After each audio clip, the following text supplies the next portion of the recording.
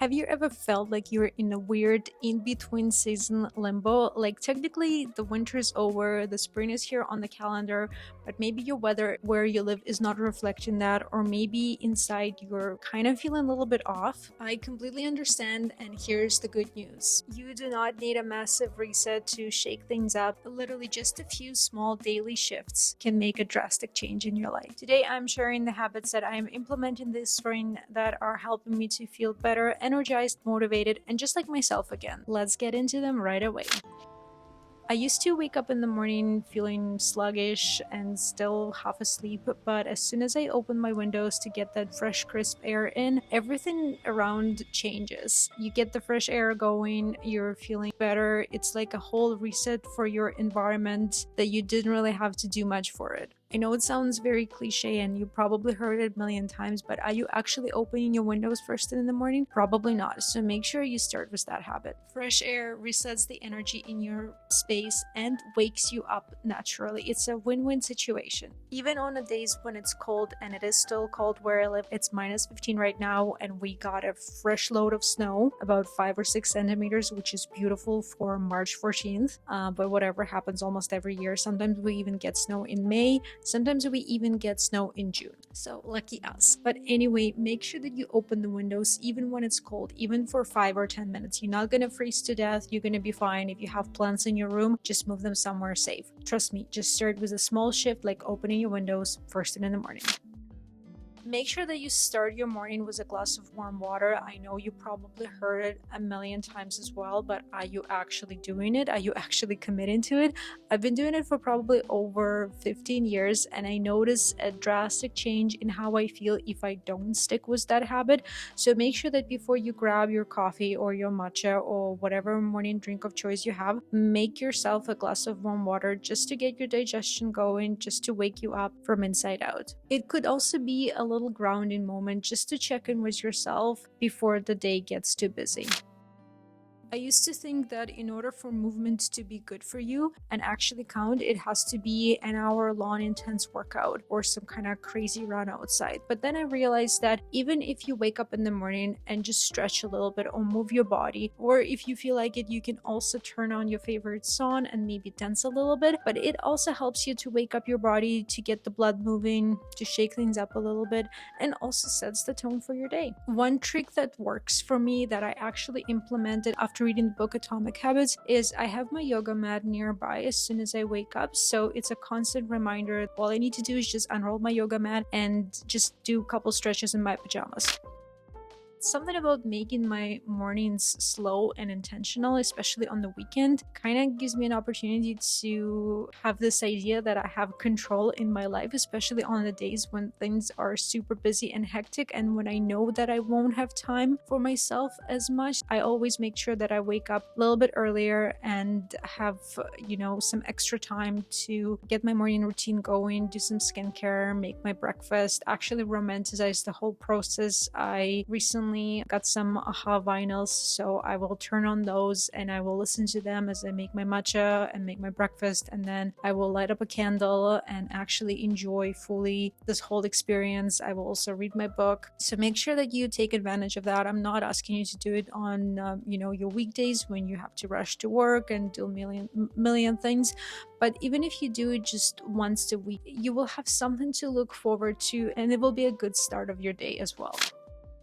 I still kind of do that, but I'm trying to prevent myself from this, is check my phone first thing in the morning, but I am better at night. An hour before I go to bed, I stop checking my phone. Phone goes in the sleep mode, so it actually doesn't show any notifications. It just essentially black screen with the picture of the moon. The other thing that I've done recently is I set time limits on certain apps on my phone, so that actually prevents me from mindless scrolling. And if I need to go and check something on Facebook or TikTok or Instagram or whatever, I'm actually more intentional about it because I know that I only have 10 minutes left. So whatever I need to check, it better be quick, efficient, done and over with. So make sure that you implement that habit. I know it sounds very simple, but it's actually very efficient and very effective. Most importantly, if you, like myself, go on social media, get lost, it's okay if it's like something funny and entertaining. For example, for me, I love watching memes and funny videos. But if you go on social media and sometimes you see these creators that make you feel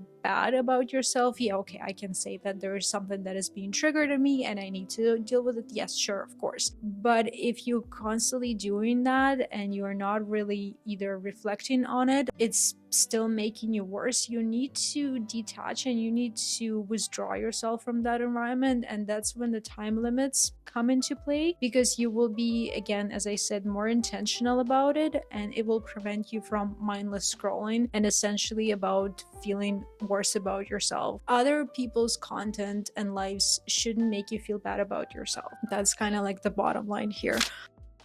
Also, you can have more intentional no phone times even throughout the day. So for example, you can take maybe a little coffee break during work or during your day and make sure that you do not touch your phone. Instead, you can read a book. Maybe you can talk to your loved one. If you have a pet, maybe you can more intentionally spend time with your pet, and that will also keep you grounded, and it will just essentially boost your mood and will provide you with more connection with your loved ones, your pets, or even yourself. This is another habit that I've been working on lately, is doing something rather than not doing it because I'm afraid that I won't be able to do it perfectly. For example, whether it's starting out, working out, or even trying a new hobby, because perfection is the enemy of progress. I've learned that starting small is so much better than not starting at all, because you can't fully commit or do it perfectly, or you're afraid of failure. So if you've been waiting for a so-called perfect time to start everything, consider this your sign. So for example, for me, how it reflected is I've started working out, doing this program from one YouTuber. Her programs are actually, you're supposed to do her workouts 5 times a week, and unfortunately I wasn't able to, and that's what has not allowing me to fully commit to that program. Instead, I was just like, well, I either kind of had like all or nothing mindset, but then I was like, you know what, I'm gonna make what works for me. So instead, I've been doing 3 workouts per week instead of 5. So it took me 10 weeks to finish one of her programs. But you know what? I'm still extremely proud of myself that I committed to that program and that I finished. And now that I am kind of more aware of how I feel after completing this program, I can now think that I might shift a little bit and try to commit of doing 4 workouts instead of 3, or maybe even sometimes 5. And I would treat it more like an experiment rather than going in with all or nothing mindset and then failing with that all or nothing mindset and then not trying it again. Same thing is for me. I like painting,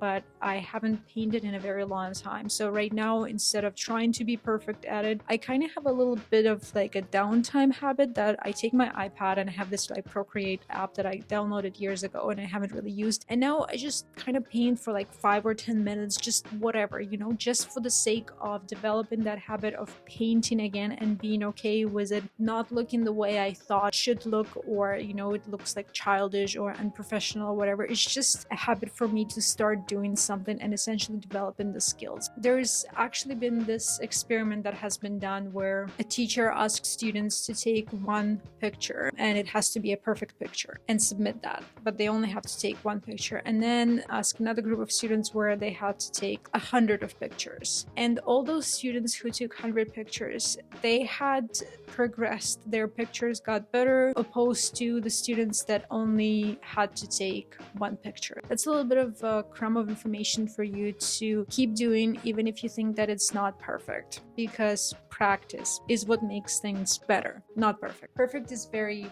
very, very subjective term. What could be perfect for you could not be perfect for me, and vice versa, and that kind of stuff.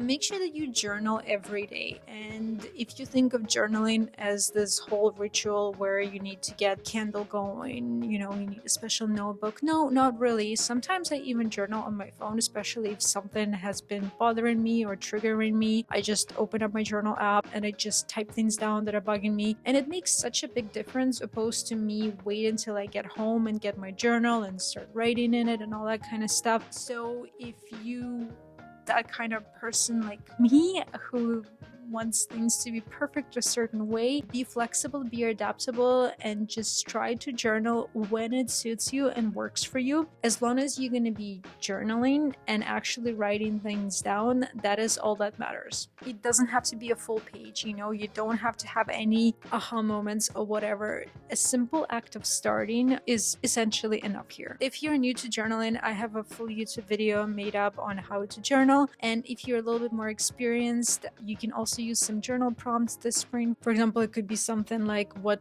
one small way I can bring more joy and happiness into my life. It could be something, what energy I want to bring in this season, what habits I want to leave behind. I hate to admit this, but sometimes I will go hours without drinking water, and I do notice that I don't feel as good. So make sure that you keep a water bottle nearby or a glass of water, because if you're going to be staying hydrated, your overall well-being will be better, your energy will be higher, your skin will be better. It's just so many benefits of drinking water. So make sure that you don't skip on that. And if you struggle with drinking water, you can add some lemon or lime slices, maybe fresh mint, some berries, but make it in a way that is appealing and suitable for you.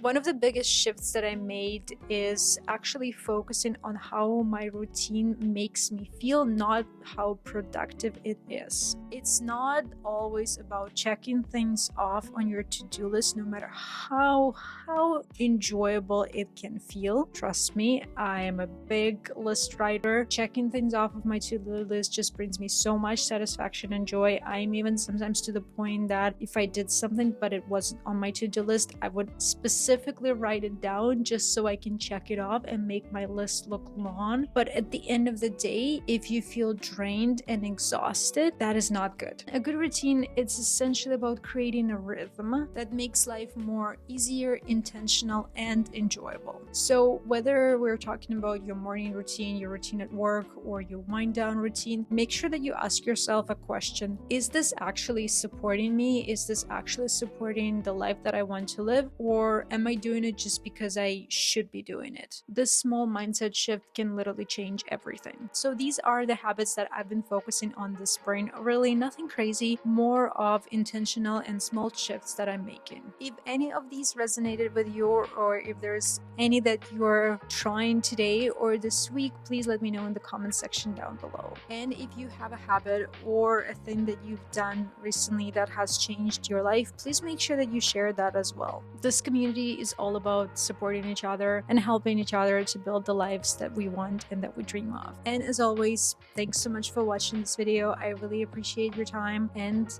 I'll see you in the next one. Bye!